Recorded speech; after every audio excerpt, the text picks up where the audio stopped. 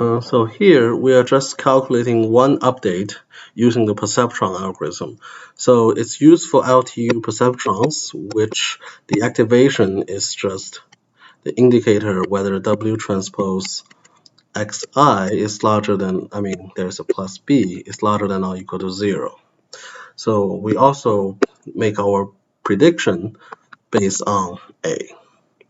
So the update formula is it should go in the negative direction of the learning rate multiplied by the difference between the prediction and the actual y, or here it's usually stated as a, and multiplied by x. So we know all the information, so we just need to substitute stuff in. So first let's calculate this. So W transpose. So W is a vector, and when it's transposed, it's this 1 by 3, say matrix, and the other one is just x, so it's transposed, so it's still a vector, or actually 3 by 1 matrix. And when you multiply these, it's this number multiplied by this, and this, and this, so it's 0.9. And remember, there's an add b, b is negative, so it's 0.9 minus 0.7, and this is 0.2. And this indicator is basically checking if this thing is indeed larger than 0, this indicator would output 1, and otherwise it will output 0. So this number is indeed larger than 0, so the whole thing is equal to 1.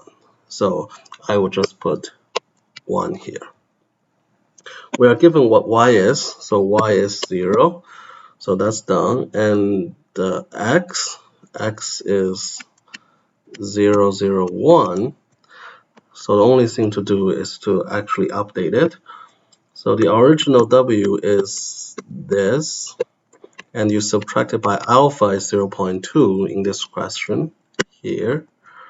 And going back, this is 1 minus 0 times 0, 0, 1. So basically this is 0.2 minus 0, and the other one minus 0, and this is 0.9 minus 0.2 times 1, which is 0.7. So the only choice that's like this is C. But you can also use the B update formula, which is similar, and you'll get minus 0.9.